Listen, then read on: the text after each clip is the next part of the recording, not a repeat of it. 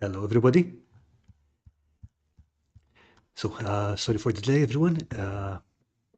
Had a bit of a scheduling issue, but that's fine now. And with me today is Brandish Gilhelm or Hankarin.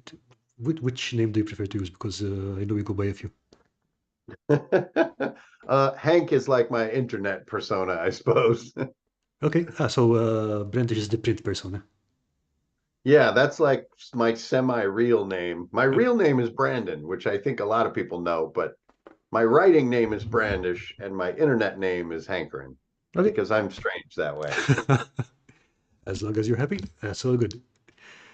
So let's say hello to the people in chat before we start, and let's see. So hi Charlene, hi Mia Gigd, hi Dungeon Matron, hi Pyrix137, good to meet you. Questboard terrain, dirt basement terrain, and who is here? I think I saw Sean Raider, good to see you. And I think, yeah, there was a bit of a chat before you showed up, so there's a bit of a list. And Hounds and Jackals also popped in. Hope you're having a great day, everyone. And Brandon, would you like to tell us a bit about yourself and how you got into gaming and role playing? Yeah, well, hello everybody. How did I get into all this stuff? Well, actually, I came to D&D quite late, D&D at least by name in my journey. My first real exposure to all this craziness was actually Teenage Mutant Ninja Turtles. All right. Um, I had been reading Usagi Yojimbo since basically since it started, which may have been like 1981 or so.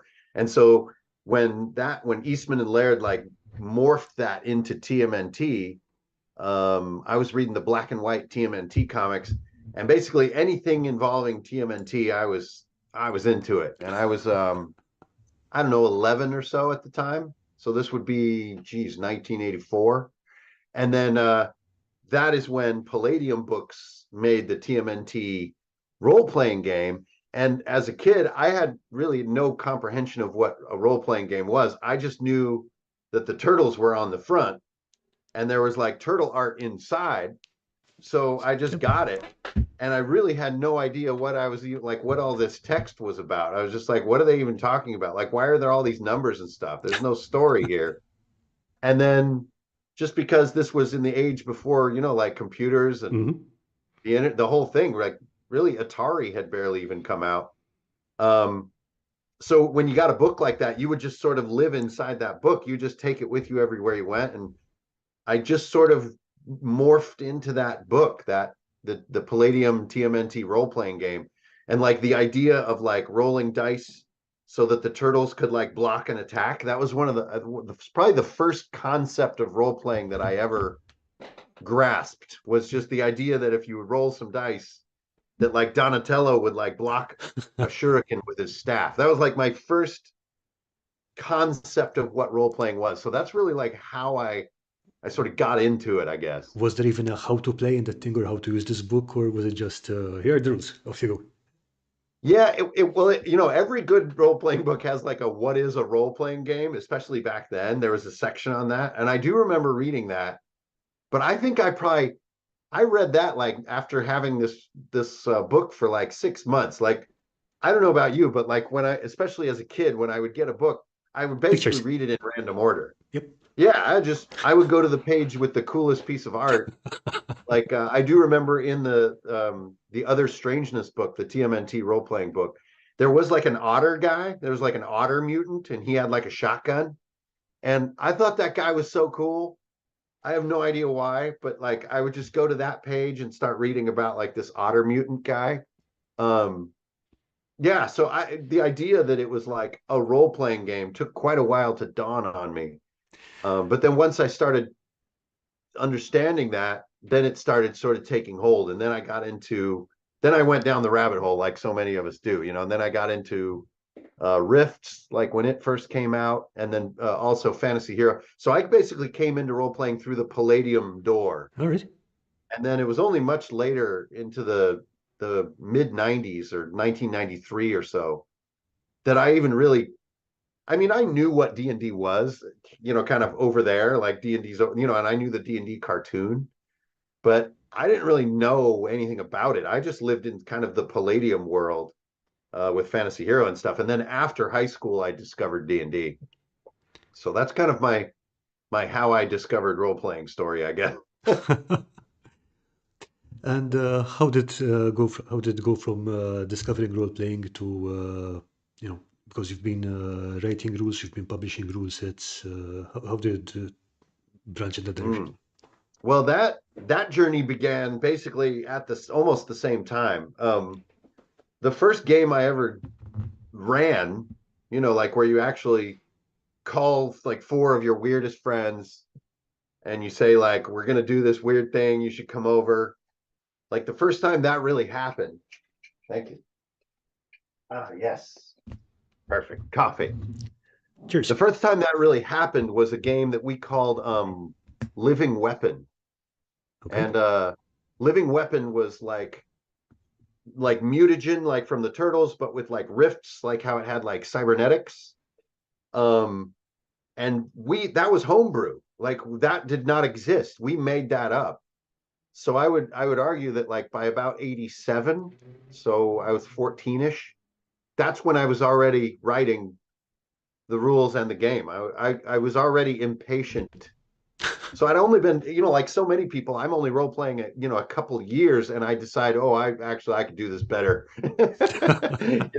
Like got it in my head that somehow I had some kind of cool idea. And so right from the beginning, I was writing my own rules and stuff. It just took me I had to go do a whole career. So, between, 1995 and 2015, for that entire stretch, 20 years, I worked in the video game industry. So All it right. never really occurred to me to publish books or make things as a profession, because that's just what I did. I just did role playing on the weekends, and I was a concept artist in the video game world on the weekdays. So it never occurred to me to kind of go for it until, that's been now almost 9 years ago, 8 years ago. And that's when I said, like, oh my gosh, video games are getting a little crazy. I think I'm just going to go be a D&D creator, because I'd been doing it already for so long, like over 30 years. So I it guess. seemed pretty natural. Yeah, it's kind of the beginning of both finding role playing and making the rules. For me, they kind of went together.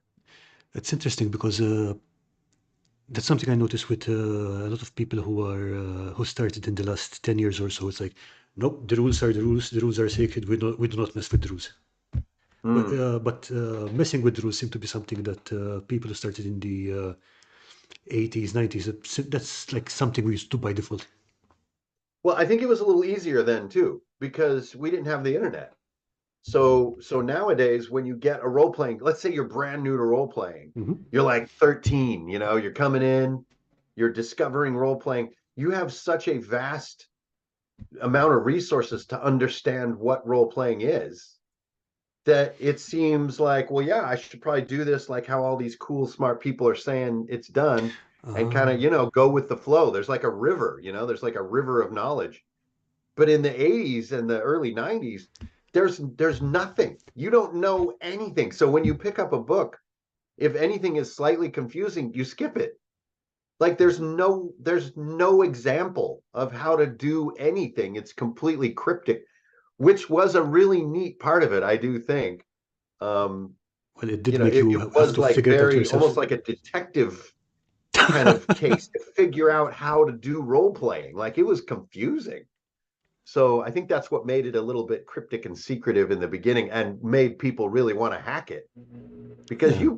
and I don't know about you, Karl, but like I also didn't know anybody who had any answers. Like it was maybe five people in my whole sphere who knew anything that even there was such a thing as role playing, much less to have answers. Tell you the truth, we didn't. The group I used to play in when I was between 16 and 20, I think, we didn't get a Dungeon Master's Guide until we were into third edition. Right. So we'd been playing for about 5 years with just the player's handbook. It's like, what does this thing do? That I don't know. Make it up. Yeah. Yeah, and I remember too in the beginning, we didn't know what a game master was. So we actually were the game master as a group. Like we would almost like how you play a board game, right? In a board game, everyone's the game master. You all help Hmm. each other understand the rules, and maybe one guy's better at this, and you're she's better at that part. Maybe like your one friend is better with the story, and so she'll kind of take over. And there's always one guy who's got the snacks, and there's a comic relief guy, but no one was like running it per se So it's more until we like started realizing there should be like secrets. Once we started thinking about secrets, someone has to keep the secrets, and that's the game master. And that's like when we started kind of coming over that crest. That was like high school. I think in middle of high school, we started to get much more like, there's a game master and they have secret knowledge, and we want to find those secrets. And like that was like new to us, which nowadays is almost unthinkable. But yeah. But at the yeah, same time, the way you described it sounds out like collaborative storytelling, which is not a terrible way of playing it, I think. absolutely. Yeah. So, going on to index card RPG, for example, the rules there are very streamlined. So, is that something that you had been developing over the years, or is it something like you said, okay, I've had it with all these rules, I'm just going to use these? It absolutely like creating should be in quotes. Index card RPG was really more an act of documenting it. It was, especially some of the simpler ideas at play, like the room target as it's called Hmm. in Index card RPG. We had been doing that since we basically discovered the idea of a target number. I mean, we had been doing that forever. Like that was so old in my sphere, but obviously it came across as very innovative when Index Card RPG came out. But to the people that I knew in my kind of little world, we had been bypassing the idea of armor class for ages. And then if we chose that something was cool enough that it needed an exception, of course we would break even that rule. Like yeah, everything in this room is a 12, but this guy is like really cool armor, so he has an armor class of 18. We've been doing that little hack basically since we knew what armor class was. So that was very, very old.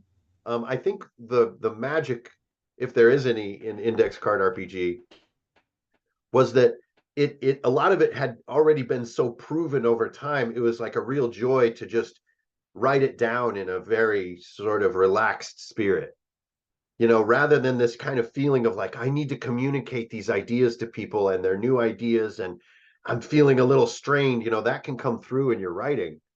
Whereas I hope the fun of reading Index Card RPG is that it comes off very relaxed and very conversational.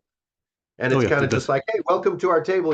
Actually we play a pretty crazy, relaxed form of things. You're gonna dive right in. Here you go. Here's how this kind of thing. And because it had seen so much time, and some of the concepts in index card RPG weren't brand new, like using index cards as like sort of zones or like conceptual terrain. That was new to our group at the time. So that took a little more, effort to write down.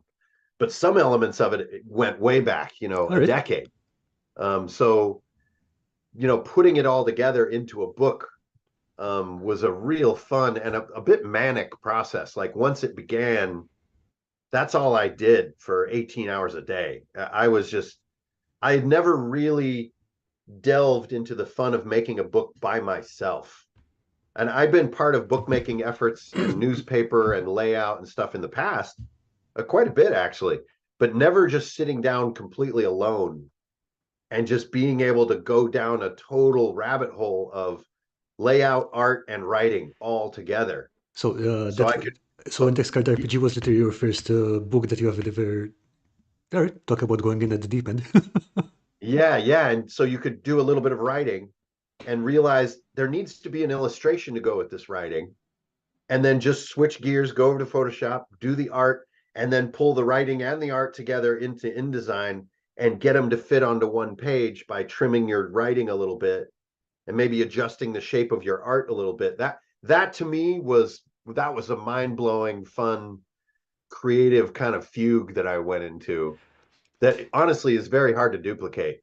Like everybody out there who makes things knows the first time you make something with a new tool set or in a new kind of way or a new studio is really hard to capture a second time because you're like learning as you create, and it's kind of crazy and magic. And so I hope that's what comes through with the ICRPG book, is that it has like a kid like energy about it that was really fun to create. I remember when reading Index Card RPG, I was thinking that someone had a lot of fun writing this. So it does come true, I guess, yeah. Yeah. Okay, Dungeon Matron and Mia Geek, they're talking about a game you ran in at Mace, something about the Necromomicon. uh the which one? Like I got back from Mythic. It's not called Mace anymore. Oh, the Necromomicon. That's what they're still joking about Yeah. that. Yes, yes, yes. We I ran a game called The Road to Wellness, and it's basically started with a group of people who are in the bowels of an insane asylum, and they're at the absolute depth of their crazy state. They're in their worst psychosis.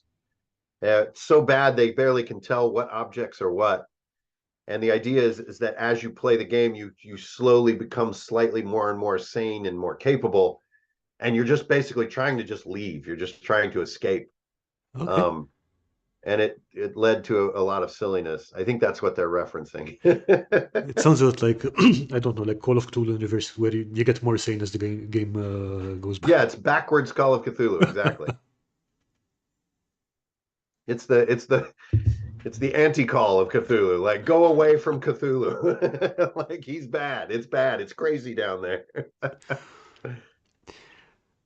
So with regards to index card RPG, because you've got a lot of abstractions, like movement is abstracted and you don't have this thing, okay, you can move exactly 30 feet. Did you ever get any pushback on that? Because, for example, looking at the social media on Easy to Six, for example, it's always like, it's not detailed enough, it's not tactical enough. Yeah. I mean, yeah, I don't know if pushback is the word I would use.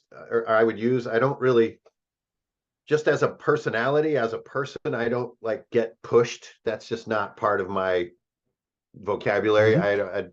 Nobody pushes back on me. That's a little bit foreign to me. But there's a lot of response All right. that is very like, huh? And I can see that both EZD6 and ICRPG don't have enough detail for a lot of players, and I find that to be completely fine. I don't see that as a problem at all. No, I mean, as far as I'm concerned, that's a feature. You use your imagination, fill in the blanks. Yeah, it's I don't know. It's like saying there aren't enough drum solos in Pink Floyd. It's just like, well, I don't know. Go find the music you want with the drum solos you want. Like I don't take that as any kind of affront or even a problem. For me personally, I almost can't remember a time we really used like a 30-foot move. I To me, that's so strange. We've always just done like this, like you move about this far. Mhm. The legendary And this banana is per square, yeah. about 6 to 7 inches, Yeah. depending on how tall you are. And I've done that since I can remember. I mean, I guess that's kind of a 30-foot move in D&D, is kind of like 6 inches. It's Yeah, close enough. Yeah, and I've never really seen a reason that a book needs to tell me about 5 foot increments. But no shade on people who like that kind of detail either. I can really see how people could dig on a lot of cool, like I love how wargamers will use a tape measure. That's totally cool. Like, I Yeah, love it. I just with war don't games, do it is it. a bit. So yeah. With war games, it is a bit of a different game environment, and like you said, it's not a question of not a question of shade on people who play it way. It's just that why people get so angry about it. It's like, hey, just I play whichever way you like. I It's fine. reckon that they're actually angry about something else, and they're transitioning it into the role playing environment. I guess so. So I hope that they find serenity soon. Let me just say that. I see that. Chris has joined us in the chat. So Chris Bynum is an old friend, and he was actually my introduction to Index Card RPG. Cool. Okay, he was also one of the people running the games in Runehammer, was that? Oh yeah, Runehammer was craziness. Yeah, so That it was was like a great event. Yeah, that was like 4 days of continual ICRPG playing. For the record, too, I didn't organize any of that stuff. Yeah, I mean that was entirely community organized. How do you feel That was a about it? community-run event. That was just lunacy. There was so much to it. I never even fully even really saw or experienced the full scope of it. I kind of tried to keep up with what comprised all of it, but it kind of just flew out of control. I never truly even knew what happened. So props to all the Runejammer players out there, but man, that got crazy.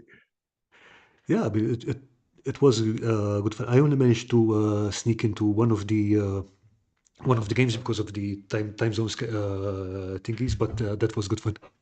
Oh, cool, cool. So yeah, hope to see that again next year. Yeah, Okay, I imagine that'll be a thing now. okay, you heard it, Chris. Make more of it. One of the other projects you're working on, you have going on is Crown and Skull. Would you like to tell us more about it? I would. I Please would do, love to tell you more about it. because I would like to hear about that and Heartsuit, because that looks awesome as Yeah, well. so I mean, Hardsuit is an easy one because it's really just more ICRPG. It's just a very fleshed out world within ICRPG. All So right. it's a bit of a wacky kind of side shoot. Honestly, I think confused readers maybe a bit because it's not really mechs, it's not really fantasy, it's not quite sci-fi. It lives in a very strange little cubby of its own. Um, so really love doing Hardsuit. Again, I did like kind of all that art and all that writing together as a thing. I remember But your it's streams where you were doing the drawings and yeah, yeah, baking yeah. up A the bunch world as of it you go was along. streamed. Um, so really a great creative project, but I think kind of threw a lot of readers for a little bit of a loop. Like I'm not sure, what this is. There's kind of like power suits in here, but it's kind of like fantasy. And um, so Hardsuit kind of lives on. That still has a small but kind of ongoing player base to it. But Crown and Skull is a bit different to talk about because it is a complete, I mean, couldn't be more opposite of index card RPG Okay. in many ways. And by design, like the absolute idea was, wow, I've been playing this sort of the index card RPG way for years. I mean, and many years before I even wrote it and released it. So like the total number of years kind of playing D&D that way is sort of like, whoa. So I wanted to really go back to the beginning and sort of just take a look at what a completely separate chapter of like Runehammer could be like. Um, and to do that, I began the research. I had to go into the basement of Minas Tirith and dig through the scrolls, and like I wound up back at Fantasy Hero First Edition, which came out in 1985, and I reread that book and remembered all the fun times that we had had with it. But also, as I started to sort of transcribe, like what I liked about it and stuff, I realized really how like outdated it was. Even though, like, again, that's not like a negative comment. It's just we have come so far as a hobby. Like a lot of these writing styles and the rules design just had not really endured the test of ages that well. It's kind of getting sort of rusty around the edges, and like Mhm. needed to be cleaned. And so Crown and Skull really began as trying to find the really best parts of Fantasy Hero. So many games nowadays come from an inspiration point with Dungeons and Dragons, right? Especially fifth edition. I think fifth edition resonated with more hobbyists than really any other game ever has. And so we see a lot of creations nowadays that say, I love fifth edition and here's my adaptation, right? And you could almost say that about Index Card RPG too. But Crown and Skull goes way the hell back to 1985 and says, I really liked Fantasy Hero, and here is trying to not only take the best parts of it, but then really open this flower up and get, really kind of All crazy right. with the innovation levels. And that's where I had to bring in all the smart people that are crazy enough to hang out with me and get them to help. And this is where Crown and Skull really sort of came into being. Um, was when that core that came from Fantasy Hero was coupled with this sort of attrition system, which I think by now a lot of people have probably heard about it, especially if they're in the Runehammer universe. Which is, this game has no stats and has no hit points. It's just skills and gear, and that's what you lose. That's what you gain. That is your whole character, really. Um, and those two things put together really became Crown and Skull. They are the sort of the guts of the system. And then it was more a matter of like writing good fiction, using a lot of the world developing that my groups have kind of built collaboratively over the past 3 years. Nice. So harvest all their creativity, get it into a book. And yeah, so that Crown and Skull has been a massive journey in 2023. And then finally the books all arrive in like January 5th of Oh, nice. 2024. So yeah, and those books have turned out to be the most epic sort of work of bookcraft that I've sort of endeavored in so far. It's been like, Okay. it's very high risk. It's very time consuming. It's very expensive. It's very risky. It's not like doing just kind of print on demand. Oh yeah, for Actually, you sure. can see one of the final editions of Crown and Skull right up there on the Let's bookcase. see. Hang on, It's don't just out move. of frame. Here. This is one of the final proofs here. Boing! There we go. Ooh, that looks good. Um, yeah, so Woohoo. its shelf presence is quite legendary. Yeah, it's great. It's made with wood-free paper and it has a ribbon, and it really is a like a treasure just to have the book. At least I hope. I hope people are Yeah, I super mean it excited. does. It does look beautiful. Yeah, and also just there's a lot more short fiction in it. All And right. I tend to I'm wanting to do more and more short fiction in my role-playing books. And there's also I think this is a little bit known by now, but it's worth repeating, which is that I'm trying to sort of set a tone. Like if you flip to the average page, you'll notice it's just text. Yeah, no full And page. I'm really trying to be a bit of a pioneer in saying like, yo, maybe role-playing books don't have to look like kids' books.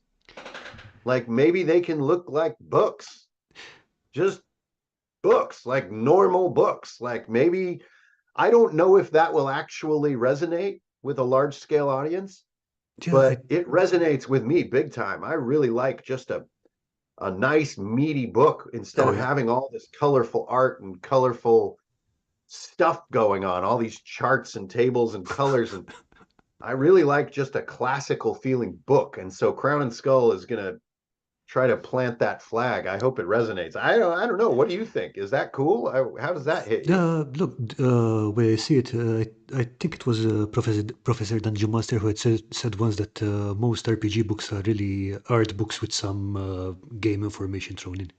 So Right. look, if you're paying for a 300-page book, it's maybe 280 pages of pictures and so Right. yeah, I definitely like the and it's not even a question of you having walls of text because I see it's broken up. You've got little illustrations here and there, so it's not like blank walls of text. Right. Right. Yeah. I think wall of text is still a thing you don't want to be, like you don't want people to tell you that you're presenting walls of text. That's still bad. Um, so yeah, you do need subtle like layout techniques. But even the oldest books in humanity have kind of breakup in them. Hmm. They have breakup in typeface, they have breakup as far as like rules and vertical rules. And I think that's as old as writing. I mean, even hieroglyphics, you could argue, kind of need a breathing space for a concept to end. Good point. Yeah, And yeah. then to kind of let your mind breathe, there's a big line or a sort of like a checkered sort of breaker, and then you have your next blob of hieroglyphics. And I think that art form is as old as writing itself. So just because you're wanting to get like a classical feel doesn't mean the word wall of text needs to come and hit you in the face. That's that's still a bad thing. Okay, so we have some questions here. First from Hounds and Jackals. How did you come to name it Crown and Skull? Well, I'll tell you, that was a journey. But Okay.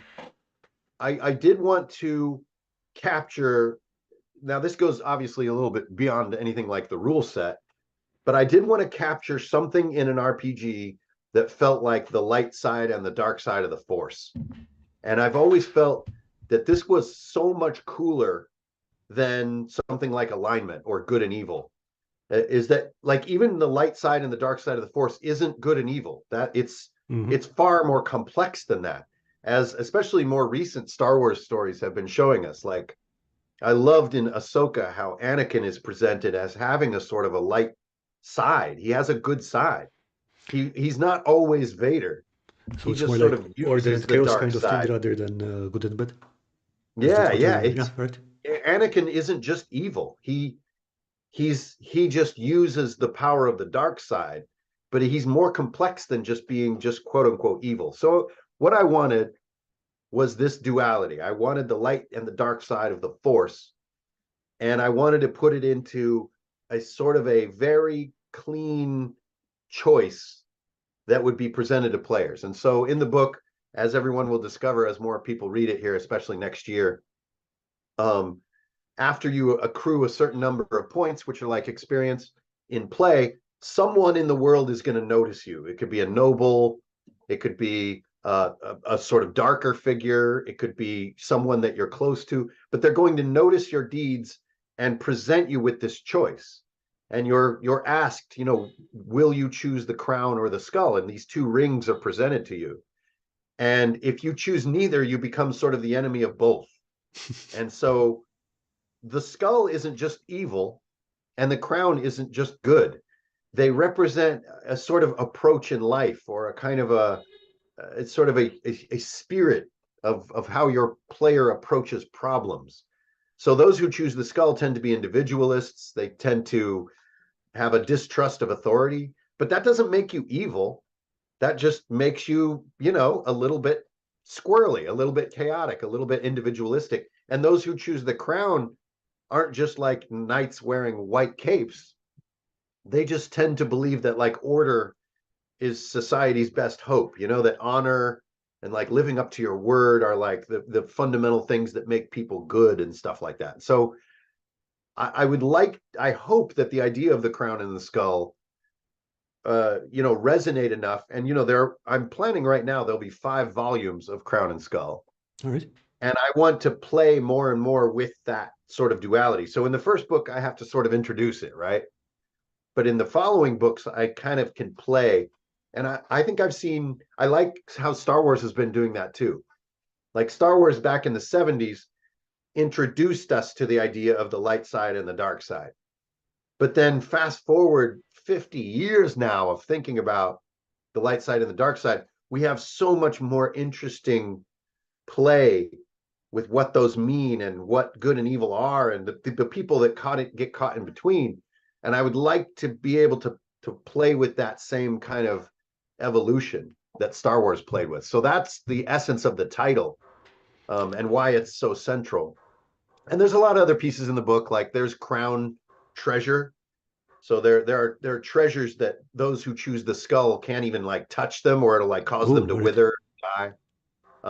And then there are guilds and sort of high profile characters in the world that are either, sworn to the crown or sworn to the skull. And so they sort of become a patron or a friend, depending on your choice. And so just trying to really flesh that out and give it life and even give it opposing life, so the oppositions that happen when you choose, say, the crown, all the cool people choose the skull.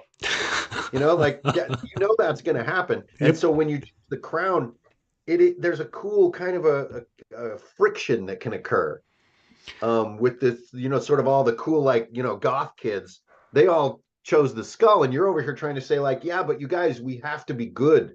or we're just as bad as our enemies, and that's fun.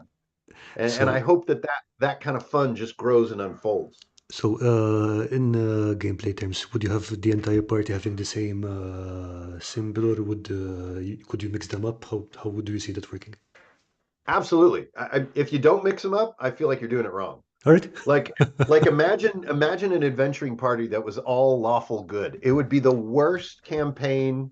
Yeah, exactly. Just let's just cancel it before it starts, actually. It would be so bad.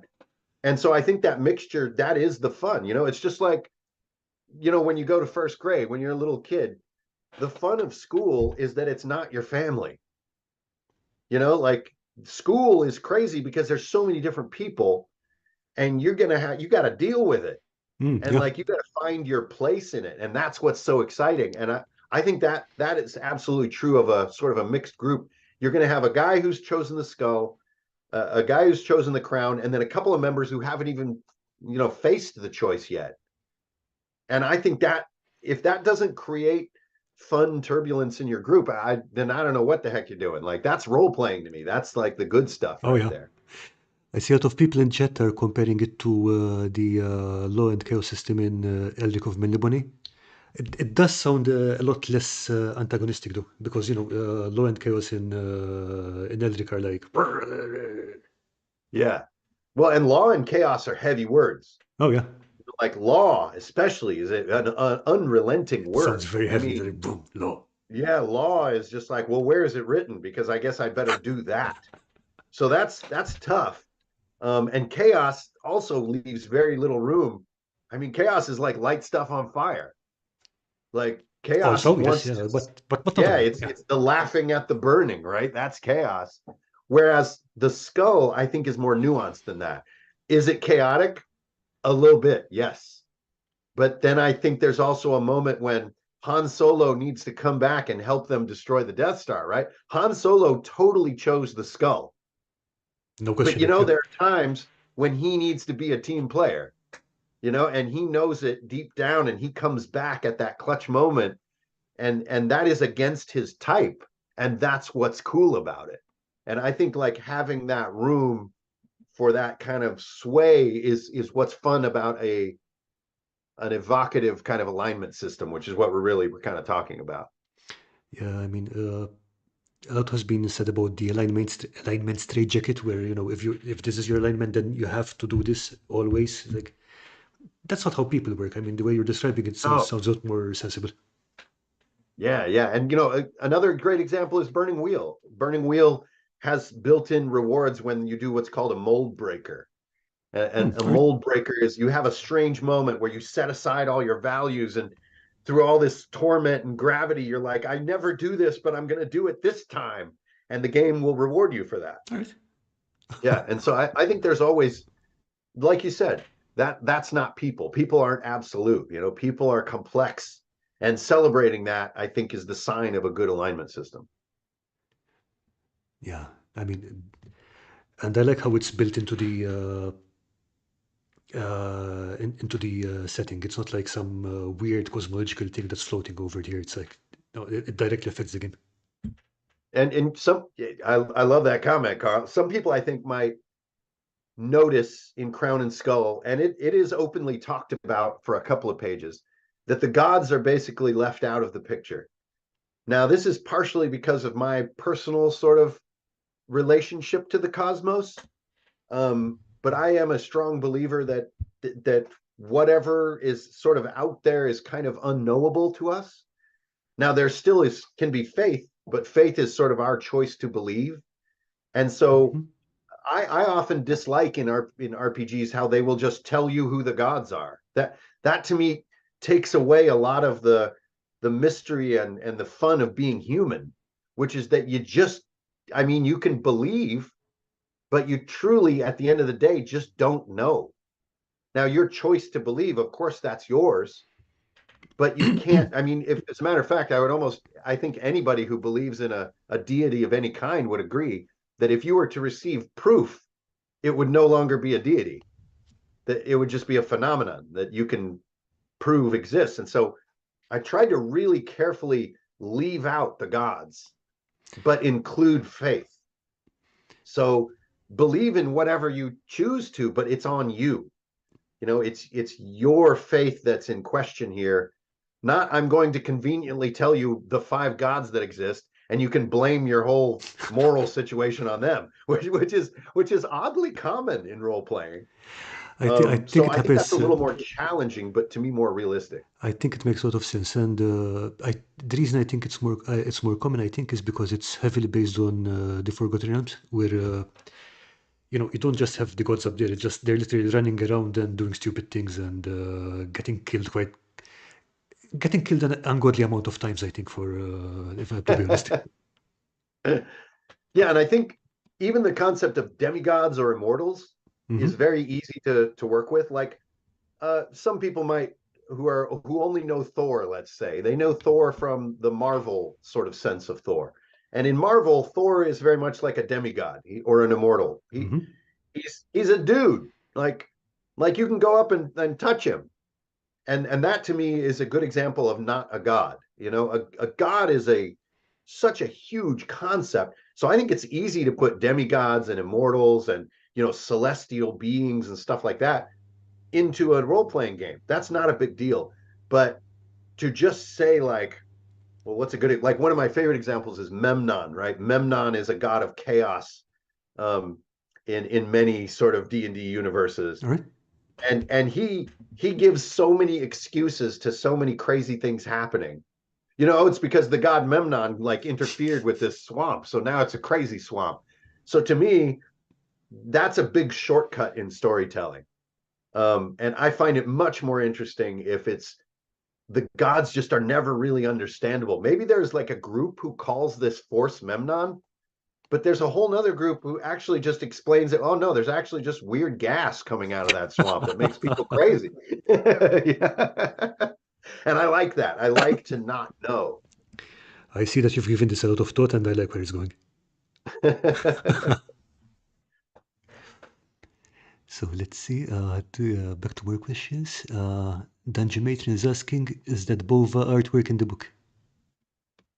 It is, yes. So I have I think it's 5 illustrators. So there's just like again the books of old. All the illustrations in the book are contained in a center block of full page plates. All right. Oh, all right. So rather than the illustrations breaking up the text, they just live in a little section. But yeah, Sean Bova, as a lot of people who sort of follow my evolution know, is he was just sort of a monster and a sort of fandom artist that I sort of bumped into on Instagram. And I just saw a lot of potential in him. And my main job when I was in the video game world was an art director. So I professionally am trained to see and develop potential in artists. And I definitely saw that he was, in a stage that he would be not only malleable, but was evolving quickly. And so since we've started working together, I mean, I almost work exclusively with him now. So he is absolutely brilliant. Really, the only thing that slows our projects is his speed. I mean, I will do as many projects as he will tolerate with me.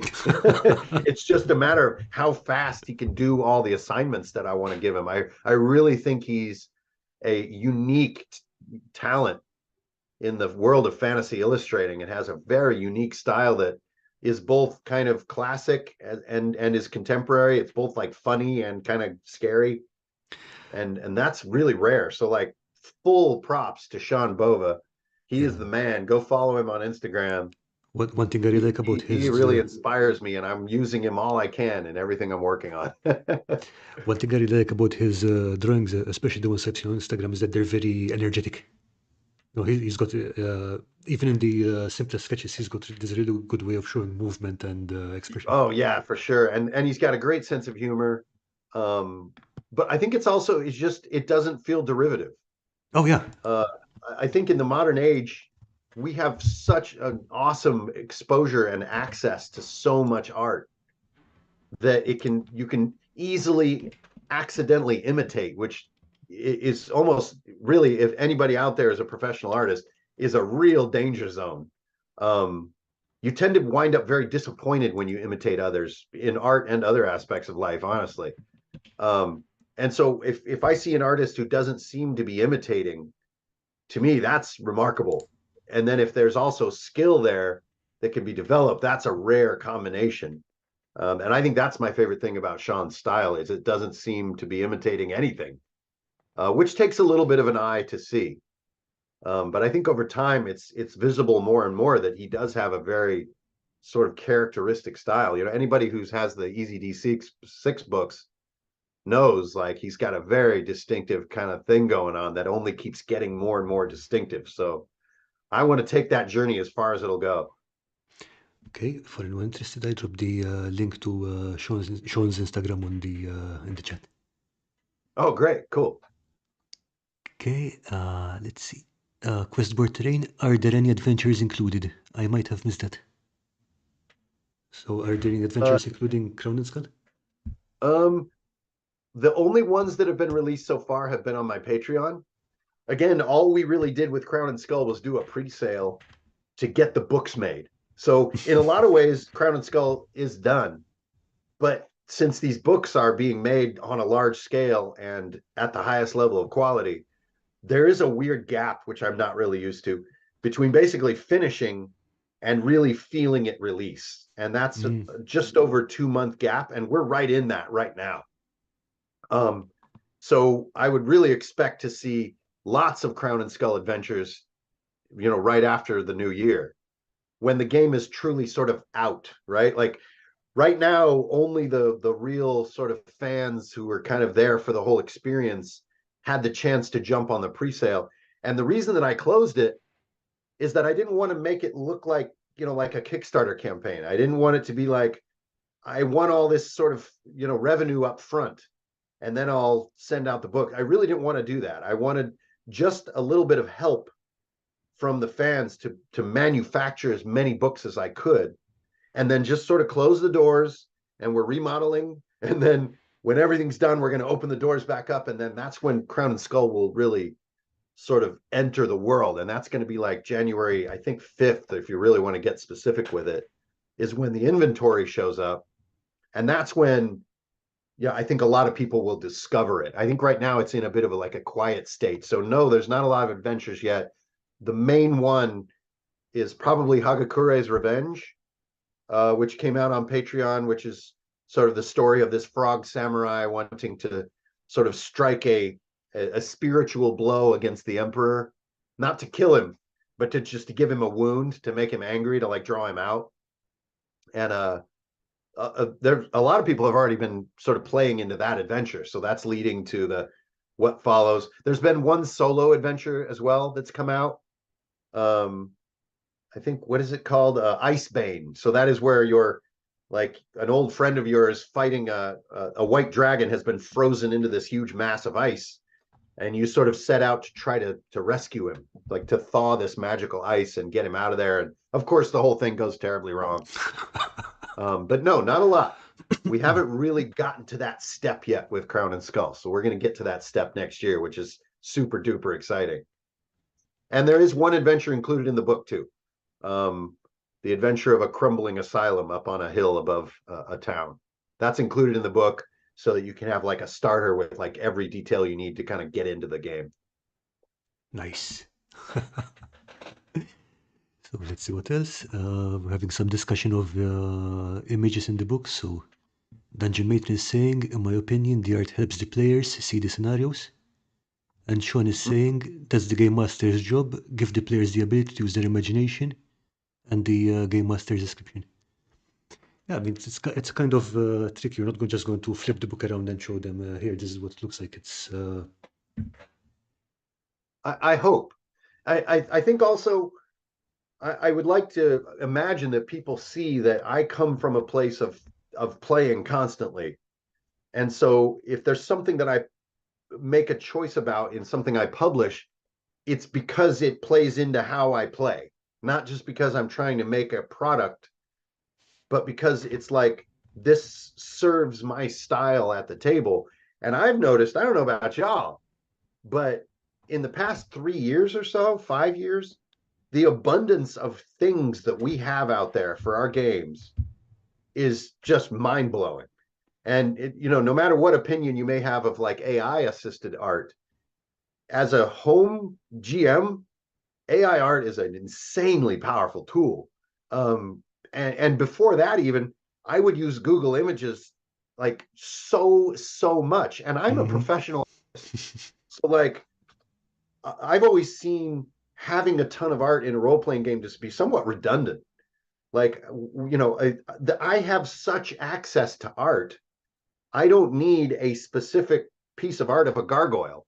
I have thousands and thousands of options for how I want to portray a gargoyle, from both miniatures as well as rendered art, stuff on the internet, or something I could do, or paper craft. So over the years I've seen the role of art in role playing books to be less and less and less important, even though like Wizards of the Coast has leaned in on it more and more. Like you joked earlier, it's 280 pages of art and 20 pages of material. But yeah, bearing So in mind that Wizards of the Coast came from the collectible card game industry, which is, I think it's much more heavily art based, and they just carried it over. But I would even argue the same thing with Magic. Like Magic the Gathering now has so many thousands of pieces of art. It almost like sort of folds in on itself in a way. Like when you see so much, you see less and less each time. Like it hits you so hard so many times with so many variations. You start to sort of desensitize, I get you, yeah. and you're almost like, well, yeah, of course this card has like the best art ever. I mean, they all do. It's like it's kind of just this. It's like eating too much. You kind of don't want to eat anything the next day. So I find that like offering less is almost a way to draw people in more effectively, but only because we're at this unique point that we're at right now, where we really are inundated with visuals. So I hope that sticks. I really don't know if it sticks. It's a bit of an experiment. Thinking about I'm it, interested to see what the readers think. thinking about it, we were talking with some friends this week about something like how to design a dwarven bridge or something like that. And the thing is that we've seen, we've seen stuff from Warhammer, we've seen stuff from World of Warcraft, we've all seen Lord of the Rings, and we've all got this sort of collective memory of what dwarven architecture looks like. Yeah. We don't even need a picture. So yeah, I think I can see what you're going for there. Yeah, That makes sense. that's a great point too. You think of Khazad-dûm right away, you think of So Cosmodan from Warcraft right away, and you're kind of there. I mean, like it's like, which in a way is a little sad because maybe it's a little less adventurous in our minds now. But in some ways, yeah, the Lord of the Rings films like so burned themselves, I think, into a whole generation of people. And I think we're just now starting to see that passing. Like I think young people right now are far less like impacted by the Lord of the Rings movies. They're kind of outdated now. But 20 years ago, oh yeah, which it's they were crazy to something think that 20 that years was ago. that long ago, it was mind blowing. Like to see the Argonath for the first time in a real looking movie, that was mind blowing for Tolkien fans. So I think, yeah, I agree with you. We're still feeding on off that. Like dungeons look like Moria. Duh. I mean, that's just what they look like, and it's just in your brain. So in my mind, that frees us up to lean in on really well written text, which I think is an undervalued skill these days. No, I'm I with you fear that it's 100% on going it. out of style a little bit. I'm a little worried, honestly, that like people see Chat GPT as like a fun way to avoid the difficulty of writing good text, and that I gotta admit that concerns me a little bit as someone who like wordcraft is like a huge part of my life. Look, I love writing, I love reading, and I can tell you people who lean heavily on ChatGPT should do that. Right. Because Yeah. from past experience, the things they can write themselves are usually not that good. If you have to lean onto that, do it. Yep. Yeah. Well, and if you're just trying to do a tool for a utility, then So, by all means use every tool you can find. Like get it done as quickly as possible. But if we're talking about wordcraft, so far anyway, I do not like what I'm seeing AI writing. but I have to assume that it gets really good at it. And if that's the case, I feel quite weird about that.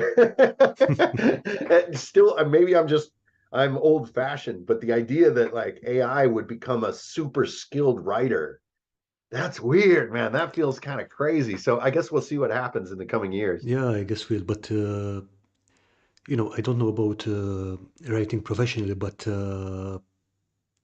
there's always going to be that niche for writing, even if it's just for yourself. And there are still portrait painters, even if there are photographers. So Mhm. it will become more niche, definitely, but I don't think that's going away.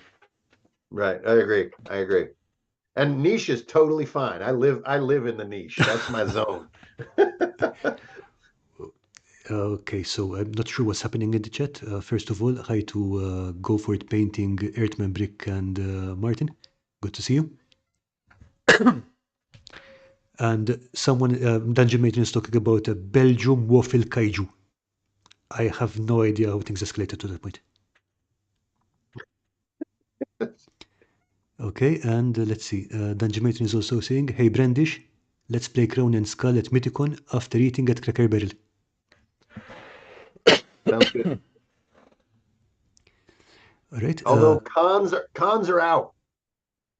No more cons. No more cons? I'm gonna put this out on the internet. Quit going to cons, everybody. Let's do gatherings. Let's stop going to cons. They're ridiculous. Why do we need to go to cons? Whoever said this is the way to do role playing? Forget it. I say we should gather in groups of like 8 to 10 people. Let's get Airbnbs and do that instead of cons. All right. So if you want to hang out and like play with me for a weekend, first of all, step one, get to know me, use Discord or something, become my friend. I don't play with strangers. And two, let's do gatherings instead of cons. Let's gather in small groups and actually play for a weekend rather than run in circles in an uncomfortable hotel and all get sick and like have to take like panicky travel and like wander around in these huge like mall-like environments. I'm gonna have to say, forget the cons. Let's do gatherings. All right, there, I'm done. I had to get that off my chest. All right. Hounds and Jackals is already saying he wants to be your friend. So let's see what else was going on in there. Ah, yeah, Questboard Train is asking where will the hardcover book be available in January? Um, on Runehammer.online. That's my website. So as soon as everything gets in, everyone who bought a book in the pre-sale will instantly get their book will ship right away. And then we'll also open the store back up to buy both the standard edition, the gold edition, as well as the digital pack. And the digital pack is actually going to get some more material here pretty soon. So we're going to load that as heavily as we can for the PDF kind of digital crowd out there. And of course, anytime you buy a book, you get all the digital stuff for free. But yeah, I would say probably by January 9th, something like that, to really be exact about it. The store will completely open up so everybody can kind of jump in. And we did get a big run. So the first print run is pretty big. So I would love to sell through that, but we won't sell through it insanely fast like we did Index Card RPG. That was nuts. I still don't Really? even know what happened with that. That was bizarre. Yeah, like whenever Modifius would do another printing, it would sell out too fast. It would just Seriously? be All like, right. whoop, and it's just gone. It would be like, well, we just printed that, and so like everybody's going, I can't buy Crown ICRPG, and it's because we're trying to print it again. That was really nuts. Now it's finally slowed down a little bit so that it's in stock more reliably now. But right when ICRPG first started to ship, it was just always gone. It was just always getting bought out too quickly. So hopefully we will not have that problem with Crown and Skull. Yeah, still, I mean, it's a good problem to have. It's a good problem for the seller. It's a bad problem for the buyer. Okay, yeah. But yeah, I think I will definitely want to get the Pimp Edition. Oh yeah. The gold one or whatever that was, yeah. Yeah, well, it's definitely like an aesthetic. It's like I don't know if it's for everybody, but it definitely sort of makes like a statement. Yeah, Um, look, I don't care if it's for everybody, but that is the kind of book that I want on my shelf. Like yeah, it and it just looks. feels, yeah, it feels very like, whoa, you know. So if you're into that, which I totally dig that vibe. So if you're into that, like I am, like it's definitely heavy. Okay, so let's see. There needs a point to enhance a scenario versus being redundancy. That's from Hounds and Jackals. Has a point there. And Hmm. question: how did you come up with the name Brandish Gilhelm? I didn't. That name was actually stuck on me as a sort of a mockery. Uh, Boy, that must have been 2010 or so. Uh, yeah, that just some friends of mine started joking, calling me Brandish, probably just from drinking beer. It's like a beer drinking kind of, some kind of like a Bavarian beer drinking guy named Brandish. And then it just got worse. It just every time it would kind of crack us up, and they started calling me, like Mr. Gilhelm and Herr Gilhelm and stuff, and like, getting all these sort of Bavarian beer drinking jokes going. And I just kind of became Brandish Gilhelm. So when I published my first novel, just almost to just to be funny, I put that as the author, All right. and it just sort of stuck. It just became like my author name. But yeah, I didn't make that up at all. That was just stuck on me to kind of make fun of me. Yeah. But The universe heated it in your direction. yep, it did. It did, and I accept it. Okay. Oh, I see. Kane Skill has joined us. That's a great index card RPG channel. So let's see. Okay, more waffle stuff. So I also wanted to ask you about Wasted World since we're here. It's like, is that ready Mm. yet? Is it ready? Is it ready? Is it ready? Is it ready? Well, it's the only thing making it take time is the incredible payload of artwork on Sean. Uh huh. So he is going as fast as possible.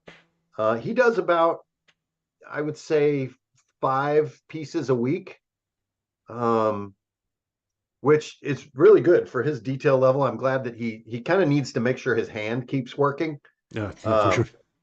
so what the flow that I use is that I wait for the art to be done, and then I build the page that it lives on, and then I go until I hit another spot where it needs art, and then I wait for it to get done. So he gets his work list ahead of me, but he still winds up being what limits us as far as speed, because I don't like to lay out a book and then stick art into it. That does not feel right to me.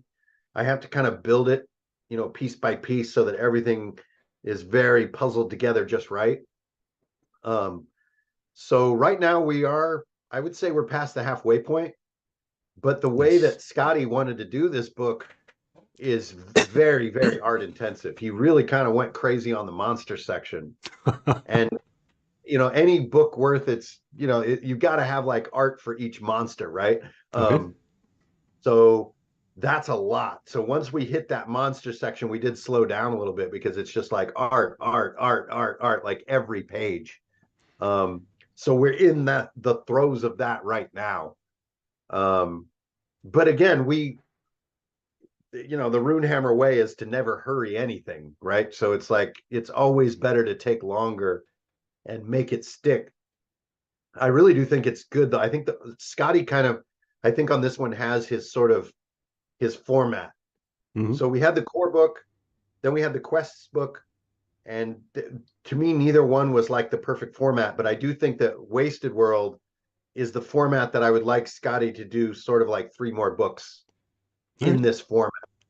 So it's kind of like a little bit of a rules tweak, some new character stuff, some new creatures, and some new sort of questy world stuff to kind of get a flavor, and then you're kind of done. And so we've got a couple ideas brewing of like how to keep going, but trying not to get ahead of ourselves with fun, ideas from like Scotty's wacky imagination. and finish this one. But I think we'll be done in the early part of next year. Awesome. Yeah, so we'll get there. I'm also gonna be printing EZD6 myself, so we're All gonna right. come away from Drive Through RPG, and we're gonna do it to a higher quality level, and try to kind of take a little more ownership of EZD6. Scotty, is he's an interesting personality because he really is one of the absolute inventors of D&D on YouTube. I mean, besides maybe like Really? what's it Yeah. called, Godforge Cast, which was maybe the only other person talking about D&D on YouTube that far back. But Scotty's kind of a little bit done, like has made something crazy like 1,100 videos or something. Yeah, I mean he's been there for over 10 years, so Yeah, that adds up. it's just crazy. So the more I talk to him, and like we're close buddies, the more he's kind of like like Yoda going to Dagobah at this point. But what he wants to really do is do the creative portion of like the game making part. And so that kind of puts some responsibility on me as Runehammer to really like it sounds kind of funny, but sort of like to curate and preserve Scotty like a museum piece. You know what I mean? Like the era of Scotty needs to be lovingly preserved because it's so easy for things to just sort of disappear in the modern world. We get are inundated with so much material, True. and Yep. I really don't want Scotty's unique brand of imagination to go away. So one of the reasons that I wanted to publish EZD6 on Runehammer is so that I could do that. So I could control the curation of what I think is so special about Scotty. Really, what I think is timeless about him too. I really think he's one of the great role playing thinkers of our time, just because he has a very kid like imagination. And I think that's actually more rare than many people let on. I think it's actually very hard to reach a later stage of life, like be in your say, 50s and 60s, and have a very kid-like imagination. I think that's a very elusive thing. And he has that in spades. And Yeah, I mean, and so he's got this kind of glee to his imagination. He's like he enjoys building things up like that, which I yeah, think that yeah. helps. Earthman Brick is saying that Scotty has made 828 YouTube videos. That's a lot of videos. 828. Nice. Thanks for the fact check on that. Whoa. So, That's craziness. oh I yeah, mean, anything over 500 videos, I think you have earned your place in Valhalla, and you can happily kind of lean back to YouTube and let someone else make 500 videos. Um, there's a bit of a weird thing with YouTube. I think sometimes the audience forgets that YouTubers are humans hmm, and like that you're just going to make videos for eternity. But it is a lot of work. It's a whole lifestyle to be making videos on the regular. It's all encompassing lifestyle. And sometimes I know a lot of D&D YouTubers who barely have time to play D&D. They just make videos because that's all there's time for. So I think we could extend some kindness and some compassion to YouTubers who have 500 videos and be like, yes, we will rewatch your old videos while you go play D&D with your friends.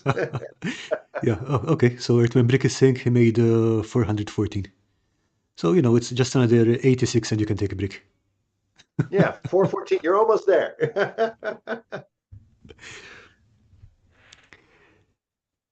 Okay, and let's see. Pyrex is saying Scotty looked like he was having so much fun teaching people to make his dungeon tiles at Mythicon. Yeah, I can imagine that. Yeah, and this is one of the reasons that he's so great as a game master and as a player, is that he just seems to be having a blast and is very energetic and comfortable having that blast, like having fun. He does not feel self-conscious, at least as far as I can tell, at the table. And I think that's rare at any level of experience to just be completely loose with it. It sounds easy, but I really don't think it is. And so yeah, I treasure his friendship. I think he's fucking badass. Yep, that he is 100%. Okay, and I'm not just saying that because he will probably kill off our characters if we don't say that. Yeah. Scotty's the greatest. He's the nicest man alive, and please don't kill my character. And he does the craziest shit too. He'll be like, "There's a hole in your wall that says insert finger. Do you do it?" And then he'll just freeze. He'll just wait for you to answer. He won't like move on while you think about it or something. He'll just freeze and stare at you. Just like you're kind of doing this. Like, I don't want to. But you will. But you will put your finger in the hole. And it will be terrible, by the way. Okay, so you mentioned that you're printing EASD6 yourself now. So did you find that very difficult from going through Drive to RPG? Absolutely. Terribly difficult. Yeah. It really is. Like drive through is a great place to learn, to get practice, to make books, get books in people's hands, get it done, and Hmm. with a lot of things are sort of shortcut and sort of smoothed over, but the price of it, as everybody who has a lot of drive-through books, like Lord knows I do, um, is that they are not the best quality. They do feel sort of quickly made, which is totally okay. Like the prices are low, you get them fast. The distance from creator to you is a matter of weeks, which is quite amazing. When you go into doing it yourself, um, there are so many more things to consider. Like there's really no assistance, and so like where do the books go? Like, and then like how do you proof them, and how do you choose like paper weights, and like how do you avoid over inking, and like a lot of the Oh, stuff that's automated is no longer automated. And so then it becomes choices, and choices need to be verified, and choices can like introduce mistakes. And so it does put you a little bit more to the test as a book creator, as a book maker.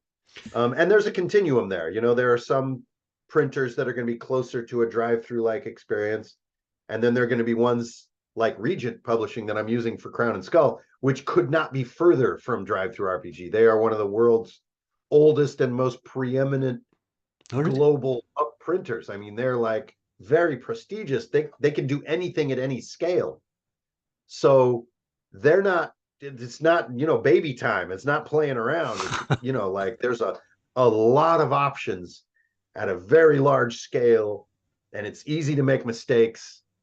And, by the way, anyone from Regent Publishing who might be seeing this video, thank you. You guys are amazing. So it's my first time with them, so I need to be walked through the factory a little bit. Like I don't know what the hell I'm doing. Um, but you learn fast. I'll tell you, if you want to compete anyway, you learn quick. So yes, there is a big difference, and I do really love drive through. I think drive through basically it's actually a service called One Bookshelf. Yeah, yeah. Drive through is just the outlet, but yeah, One Bookshelf is an amazing pioneering company, along with Lulu and Book Baby. Um, they all pioneered the robotics and the automation that makes all this stuff possible. And it's been a revolution for the fun of making books, and even Kindle Direct was part of it. The fun of even making one copy of a book for yourself, Oh, yeah. what in my community we call bootlegging, is extremely fun. It's really cool to kind of choose your own cover and kind of to bootleg your own. It's like the old days of copying a cassette tape of your favorite band. It's like it's cool. Is it low grade piracy? Yes. And it's totally cool. So there's a continuum there, but they are definitely different things. Okay, yeah, I mean, like, you're right about it because I had my book printed on low quality paper, not the low quality, the non-gloss standard quality paper, just because it's more pulpy and but just getting the book in your hands is like, oh yes, this is good. Oh yeah. It's amazing. And in the old days, that was all but impossible. Oh yeah, absolutely. Yeah, I mean, so just to get one copy of your own book on crummy paper, oh hell yeah. So fun. I see Dungeons and Chronics has joined us. Hey there. So do you have to deal with stuff like warehousing and supply now, or is that taken care of by the publisher? Because it sounds like No, it's a hell of a lot more absolutely have to responsibility. take care of that. Yeah, and so that has been a quantum leap for Runehammer. Is that we do have to take care of warehousing, and we do have to do all our own fulfillment and shipping, and with the help of my two colleagues, who are somewhat known. They have YouTube channels as well, Kane's Kiln and House DM. So that's Quentin and Jake. And they work with me almost daily to help me with all the nuts and bolts that go into all this stuff. I could not have done this as a one man. I mean, really, it's all I can do just to do the creative work to stay sort of slightly ahead of everything. So, like, for reference, right now, I kind of live in about April or May of next year. That's kind of where my work is that I'm doing like this afternoon. It's, the world will see it about then. So it's a full-time job or more just for me to do that stuff. Hmm. So building all this other machinery to make a business work, honestly, in the early part of 2023 was just beyond me. But I kind of reached that point where I had to either go for it, like jump to that next ring, or basically tell myself this is as far as I want to take it, and I don't really want to grow more than this. And screw that. That answer doesn't sound fun at all. My answer was like, hell yeah, let's go for it. So I got the help, and then getting the help, we have been kind of breaking into that next realm. And I got to hand a quick shout out to Kelsey over at the Arcane Library. She also encouraged me to to open my own e-commerce, to open my own store, and Right? to slowly wean myself off of drive through RPG. So I had known for a long time that drive through keeps a large portion of your revenue, right? But I mean, I when think you're it's just about selling a few, you're 30%, which is relatively not that much, but it's still a chunk. 30%, yeah, yeah. So when you're just, at a small scale, that really is not a big deal because you need that anyway to reach people. Hmm. But as one of its biggest sellers, so when Kelsey mentioned that to me, I mean, I knew it, but it made me go look, which I don't really do. I mean, a lot those of you who know me, I don't really like, look at numbers a lot. I just live in a creative world. So I went and looked, and I looked at like all my totals and like how much revenue had been taken by drive through, and I was just like, "Oh my god." No way. So at that moment I was like, we have to do this. Like, this is costing so much money to use drive through. It's kind of crazy, but then drive through really is worth it because it is difficult to leap beyond them. And that's kind of, with the help of Jake and Quentin, that's kind of what we did in the middle, about the summer of this year, is we started making that breakaway by setting up all our own stuff. So that's what everybody's seeing with the Runehammer store, is us, cutting our own little kind of cave in the mountains. And hopefully we'll just keep doing better and better with that next year. Yeah, I mean, you've got the quality, so you've got the quality, so that should have its own legs. So let's see. Hans and Jackas is saying, is your full-time job Runehammer? Oh, sorry, is It Runehammer your full-time gig? It seems it a is. hell of a lot of It work. it has been since April 10th of 2020. Wait, April 10th of 2015. Yeah, April 10th, 2015 is when I quit my job. I used to work at Carbon Games, working on Warmech. I was a concept artist for transforming robot stuff. And then I went full time into Runehammer. And this is actually the longest single thing I've ever done. I've All right.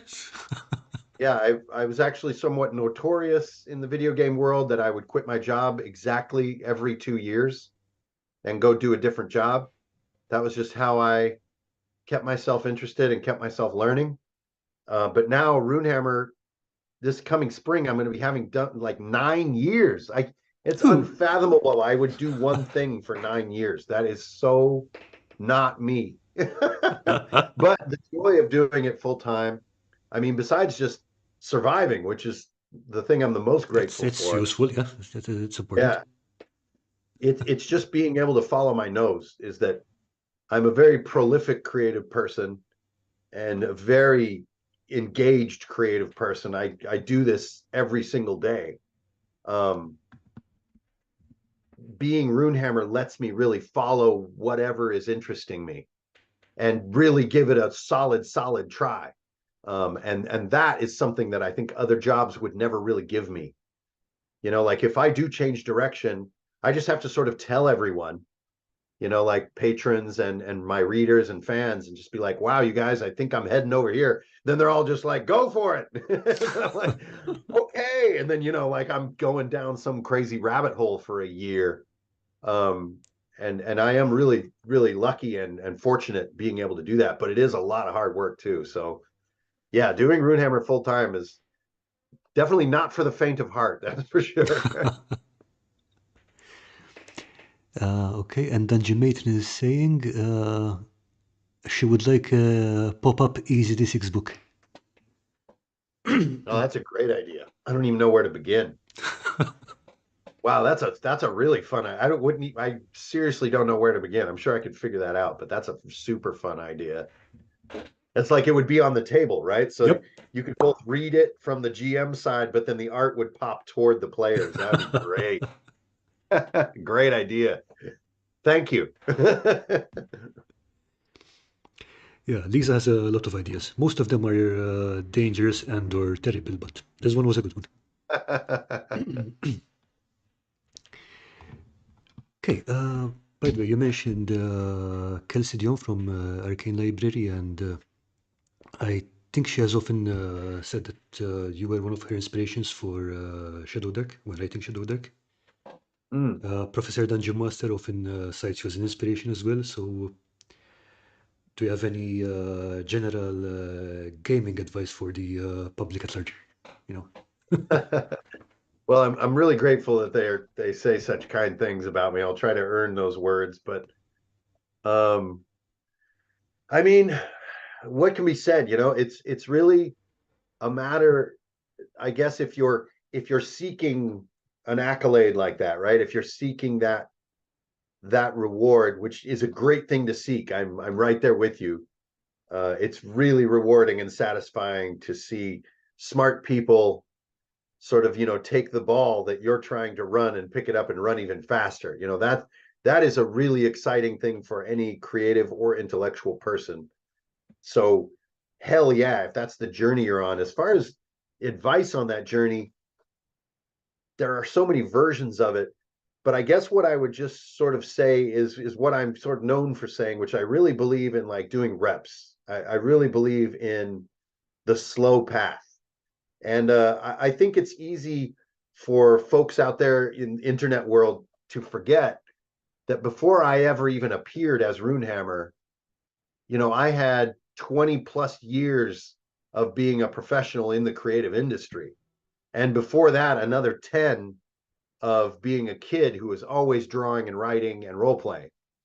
And so it may seem like, wow, you appeared and you're inspiring to people. And like, how can I do that? That's great. And the answer might not be what you might want to hear, which is like, that was a 35-year journey for me where nobody knew who I was at all. I mean, my colleagues, of course, and my friends, but I was unknown to the internet or to the world at large, working on the skills, you know, working on the practical skills like writing, layout, drawing, you know, miniature making, which is barely a skill. It's more just like super fun, but you can get better at terrain building and at game mastering stuff over time. Um, and I think if I could see any reason that maybe I've been fortunate and lucky in this sort of Runehammer sort of expression that I've been doing, it isn't because of one thing or another. It's because of all of the unseen work that came before it. Like when I started drawing is a great example. Like drawing is one of the hardest things you can set out to do. Even with Nonsense. all the talent in the world, like you can be talented like crazy, and you're still going to have at least a decade of hard work to get good at it. And so when I first set out to do it, when I was like maybe 8, 9 years old, I was instantly convinced how terrible I was at it because I had, other kids around me that I could see clearly had more aptitude with it, but they faded off and went and did something else. I just kept hammering and hammering and hammering to the point that when must have been 1996, when a concept art job popped up for a little video game company in Boulder, Colorado, my friends called me first. They're like, All right. I'm that weird guy they know who draws robots and cars and submarines, like draws on every surface in sight and is just like this relentless drawing person. And so was I better than the next person and deserved that job? Hell no. But I definitely was like always hammering and just always working on it, always doodling, always like working on ideas for encounters or for like an NPC or a little drawing of somebody's character for their game, or maybe I was writing a short story for somebody's sort of fantasy adjacent thing they're working, whatever. But for that, 3.5 decades, I was doing that. And I think it's easy to forget that part, but I mean, that's a lot of practice. That's a lot of training. it's a lot of practice. And so it's not necessarily a fun answer to the person saying, how do I go on this journey? It's a bit of a brutal answer, right? Well, Yeah, I mean, put in a few decades of work and then like let it gel and be authentic, be yourself, be vocal. You could be the most amazing person in the world, but if you're not vocal, no one knows you exist. So you do need to wave at the world a little bit, show your work, even when it's crummy. Just show it. Build up the thick skin of releasing your work to people. Don't hide. Like publish your worst stories. Get on a fanfic site and just make fan fiction stories. It's a great way to not to become a better writer, but to get used to the feeling of the embarrassment of releasing your stories, which is huge for writers. Like so many writers don't feel confident about having other people read their writing, all right. which, oh my goodness, can I relate to that? But like so many other things, you just start not caring. You just get used to it. You just do the reps. And before long, you're like, yeah, I wrote a short story. I put it on my blog. I don't think anybody read it. And you just move on. It doesn't matter. It's just another rep. It just gets you there. It gets you to that point of like, actually, wait, I think on this one, I might have something pretty tasty. And then to the audience, it looks like, wow, you just popped out of nowhere and made a really cool thing. And to me, it's like, oh my God, that's I think that because I think I've been writing that same story since I was like 10 years old, and it finally kind of got good. So, I mean, I don't know if this is widely known, but I did turn 50 this year. So No, I may not look 50 years old, but you I, I definitely don't am look 50. I am 50 years old. So like Congrats. I have put some time on this stuff. So I do invite people that want to make this journey and be inspiring to others and like basically kill it. Just go in, begin.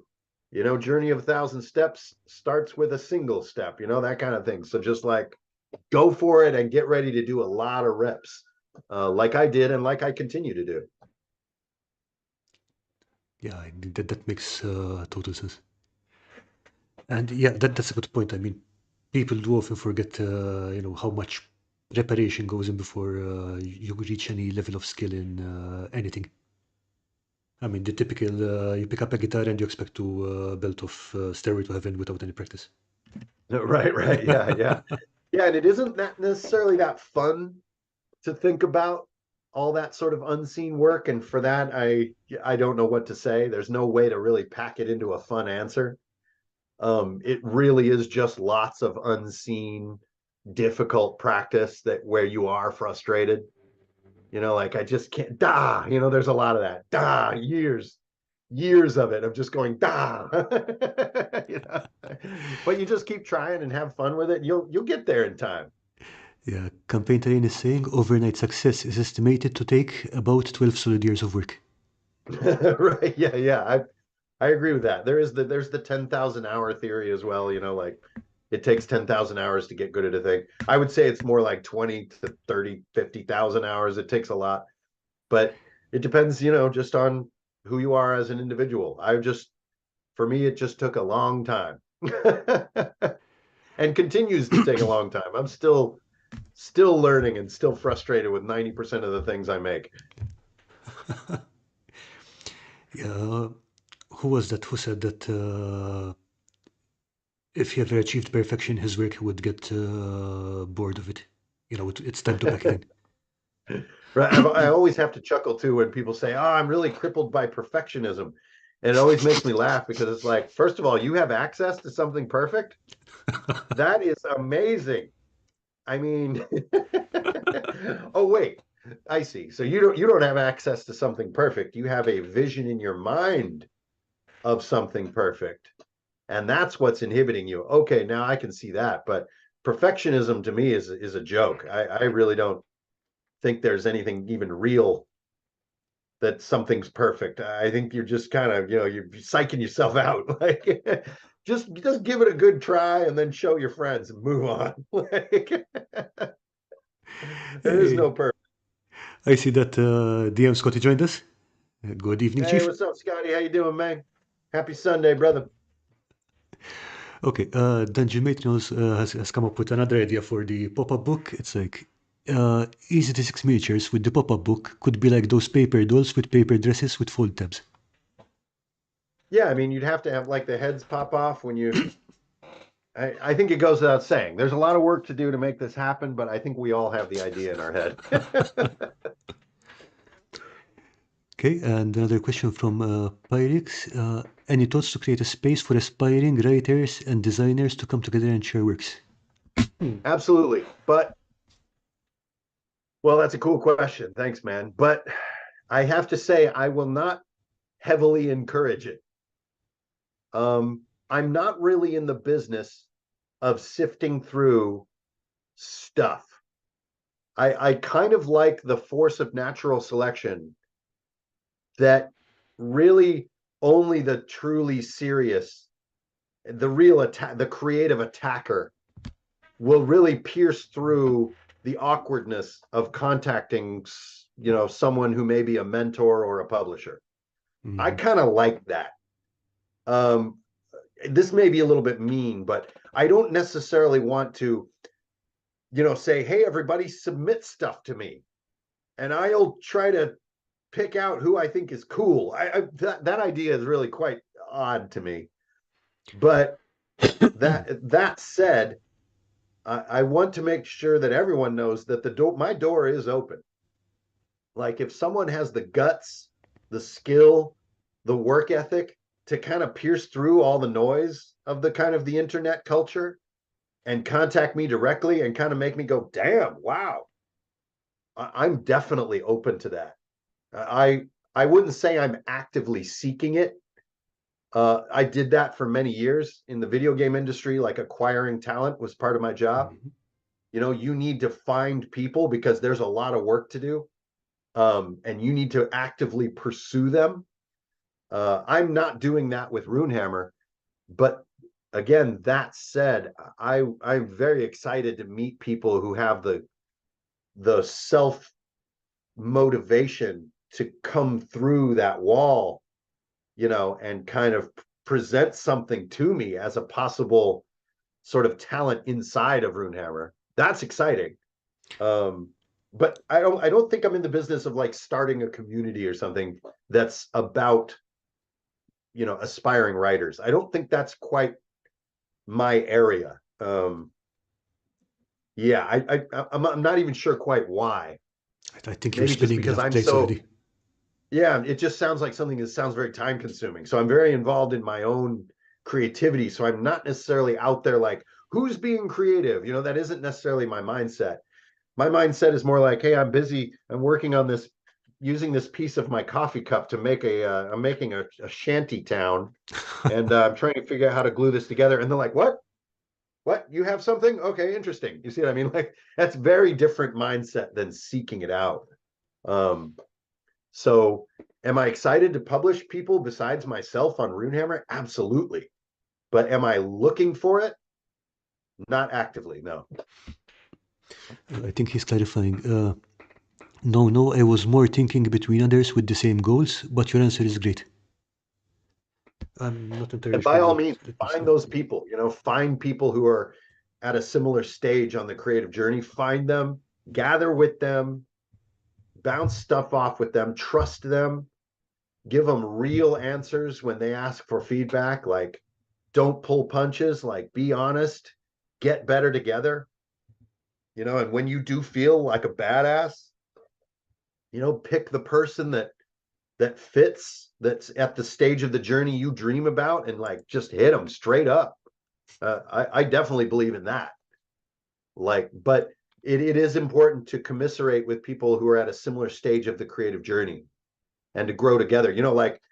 Like sort of boxing students. Boxing students really thrive when they're with people of similar skill Yeah. and they can grow together. Like, it can be somewhat frustrating if you have, like, Floyd Mayweather is trying to train you in boxing, and it's like your first day in the gym. That can be a little scary. You know what I mean? So I do think there's a good thing of like having, I guess, what you call a cohort, right? Your Yeah. cohort learns and moves together, like in the military. Yeah. I Great mean, way to grow your skills I mean, without feeling like, oh my God, the goal is so far away. yeah. You And at the know, same time, if you're always helping people who are just starting off, then you're kind of limiting yourself to. I mean, you will help these people, but if you're always doing that, you're just going to limit yourself eventually. So totally yeah, agree. A absolutely. great example is Trevor's. He's the author of Torrent RPG, which is kind of coming, and he's definitely at one of the more advanced stages. So he presented his work. He said, "What do you guys think here?" And it led into a somewhat difficult and nuanced conversation about word economy, and like, word economy in writing is not something for beginners to think about. It can be extremely frustrating and hard to understand the rules of how to cut out like half the words you wrote and to Well, crap. get better writing. That can be quite frustrating. But if you already have really good writing, then we can get into that next level, which is talking about, yeah, you did a great job, but you're using so many words to do a good job. You're kind of tiring me out. So we can do this in half the words, give me more energy as a reader and give me a better feeling. And like, let's try to get into that. And that's a tough skill. That's not for beginners. So that's a classic example of what you mentioned, Karl, which is like, you don't always want to be working with the beginner class, not because they're not fun, because they're actually really Oh awesome, yeah. but because you're working on something that's quite hard and you don't necessarily want to get into like basics of storytelling because you're working on word economy and so on. Oh god. So people are setting out the Belgian waffle kaiju in the chat. The Belgian waffle kaiju. Yeah, Okay. with strawberries as missile weapons apparently. Okay. The internet. We're firmly in the center of the internet right now. Okay. So while they're enjoying that, would you like to have a look at the community showcase on Discord? That's where we Oh yeah, let's do the okay. last part here. Let's do Let the lightning round of the community showcase. Case. boom. Let's see what everyone's doing. Oh, what are we looking at here? A totem Okay. of some sort. Right. This is from Earthman Brick. Now Think. these are crafts, right? These are Oh real yeah, objects. crafts from various viewers. So this is from Earthman Brick. Love the bold colors here. Decisive color use. And I think there's scratch built from found objects. I think I can see a screw or a nail in here. Yeah, that totally looks like it's made from a coffee cup and a like a broken hair dryer or something. Yeah, right, there they go, mounted on. Oh wow. And It almost looked like Zoids or something. both of these are scratch built from various junk and toys and other stuff I found lying around in the street. Craziness. This tank looks like a lot of fun. I like the nice, clean, decisive use of color. It's just kind of Mm. like grayscale and this kind of weird blue. Just nice. It's just making a statement. Yeah, it really pops from the rest of the weathered material. Lovely work, Steve. Ooh, okay. No, this Oh, one's. sweet. Let me see All if I. right, classic D&D terrain here. Okay, but look at that weathering and texture. Oh, look at the close-up. Money. Yeah. That's great. Way to go on the close-up. Dang, that's awesome. Right, this is from Tina Martins, and it looks amazing, like all of her work usually. I love the grout too. So on Yeah. point. And this her living room table currently. Oh, this is her working on stuff here. Nice. Oh my goodness. Is this priming by hand? Is that what I'm seeing in the foreground? I think that's what it is, yes. Yeah, yo, I didn't catch what her name is, but Tina Martins. Tina. Tina, if you're watching, can I give you a pro tip? You got to try Army Painter acrylic based primer. It will save your life. It Really? is it's spray primer that will not erode styrofoam or any other material. It's water based. Ooh. It is the single hugest time saver of all terrain building ever. So give it a try and send me an email. Tell me what you think because it's changed my life. I love it. Army Painter Terrain Primer. It's so good. I'm a painter. Okay, noted. I got really excited about that. All right, what do we got Okay, so here? let's see. This one's from Martin Palpatelier from about 4 years ago. We First have big more experience. hyper realistic texturing here, right? Go to that close up. Which one? Let's This see one? the close up. This one? No, no, he had a close up on this new one here. There you go. There it is. Looks like he's using a rock like I do to do the Yeah. texture. Love it. Although, how am I going to see my guys if they're under there? I think you just have to get really close or duck under there or something. Shine a flashlight in there. Yeah, I'll be honest, whenever I play a skirmish game and I have terrain like this, I'm guaranteed to forget someone in there. Yep. That has never not happened. We lost him in the labyrinth. It's a really good looking piece. Okay, and this one is from Here we have a cozy little Little C. A-frame. We're in the forest of the Northwest in a cozy A-frame for the winter.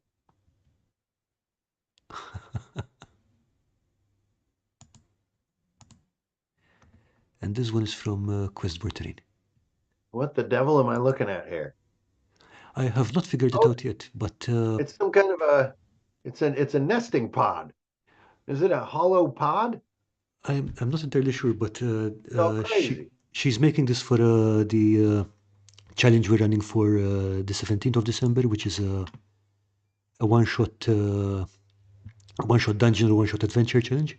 And this is part of it. Hmm. I still have not figured out what it. I think it looks like a harpy pod or like giant moths are going to come out or something. Oh, it seems to be closable as well, or is that the other end? Crazy. It's like when Groot turns into a sphere. Yeah, pretty sure that's not what it is, but yeah, good point. And this Ah, one here is we have some classic Bavarian architecture, a Swiss chalet, if you will. this one's from Little C again. Yeah, he was It's showing us crazy. I can't imagine the discipline to make realistic looking buildings. I just drive me crazy. he was showing With us all how like right angles and everything looking all proper. It's amazing. he was showing us how he made the modular parts last time, and it is really organized. But it makes sense in my head, but it takes a level of organization that I definitely Yeah. don't have. You got to work clean. Ooh, sheriff.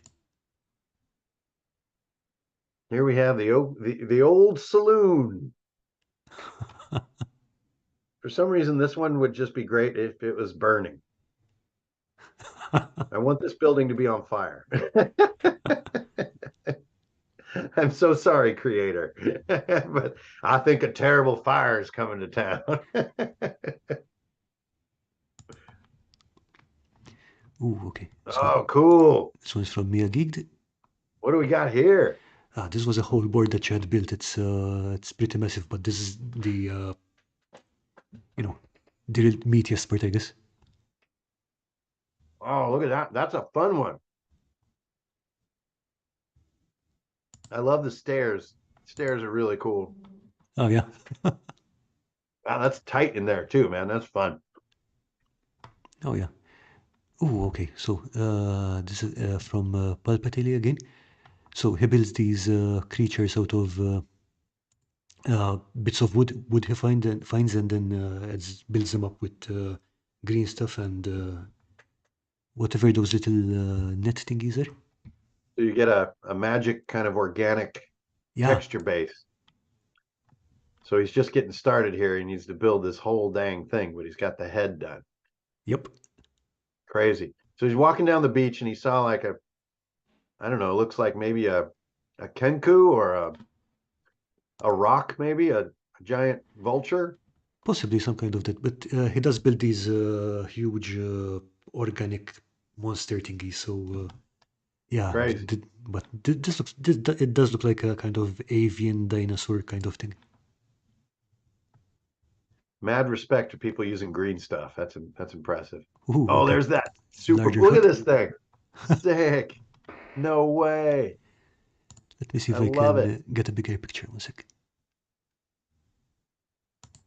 Spectacular.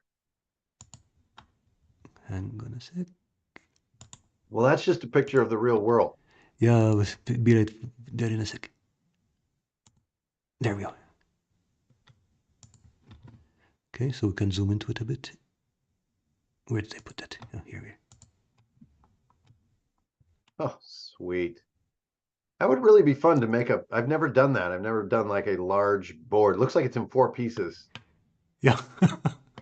Yeah, I've never really done that whole style. It's kind of like the Dwarven Forge style. I love the entrance room where it's nice and open there in the beginning and then it closes into a dungeon. That's really cool. Yeah, I mean, you get past here and then it's all tunnels and stuff. So tight. It's like single person corridors. That'd be so creepy in real life. What could possibly go wrong? Yeah. Okay, so where was it? That is definitely on another level. That's really neat. Okay, this one is from Tina. It's a bit small, but I think it's the Yawning Portal Tavern.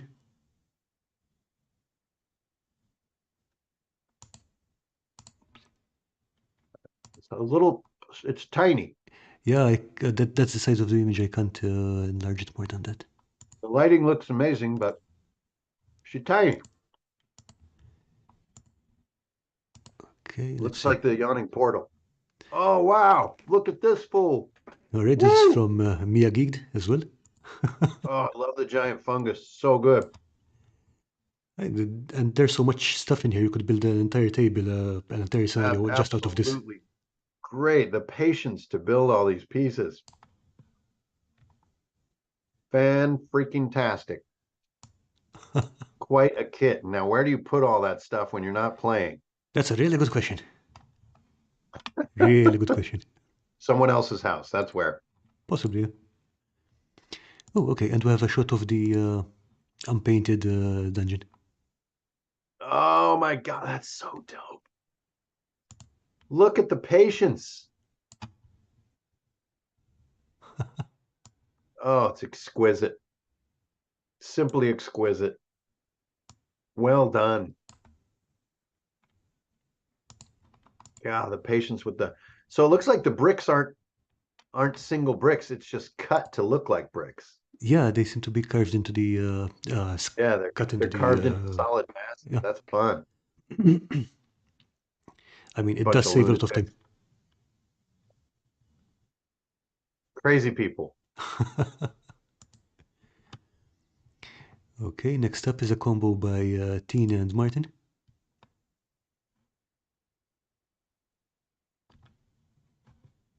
Nice.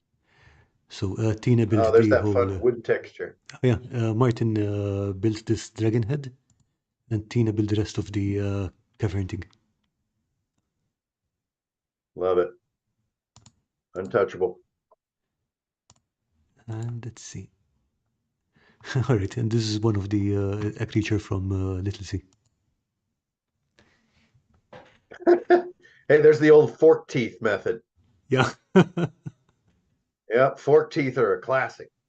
If you're not keeping plastic forks, I don't even know what you're doing in your craft room. Like plastic fork teeth are so useful. That's a Scotty classic. This almost looks like an Agnar here. I don't know if it is. Uh, possibly. Remind me, what's an Agnar? Hilarious. Yeah, it is an Agnar. Yeah. Chris just said. You know, it's funny. I see that giant dungeon board. I'm like, I've never done a giant. There's literally one hanging on the wall behind me. What am I saying? I do giant dungeon boards all the time. I just got excited. I just stick them to the wall. They just How do you mount them? Because that looks like a really useful way of storing them. yeah, I just you put a nail in the wall, and because it's styrofoam, you just smack it on the nail, and you can hang your terrain on the Right. wall. I mean, it doesn't get ripped on the or tear off on the way down. It does. Yeah. But All right, it works. It works. it works. Yeah, you just live with it. Okay, that was some great work, everyone. Thanks Yeah, for great job. sharing it. So, Brandish, I think we should wrap up soon here. And thank you so much for this talk. It's been fantastic talking to you. It's been a pleasure. Oh man, yeah, you're the best. Your tone of voice just puts me in my happy place. Aw.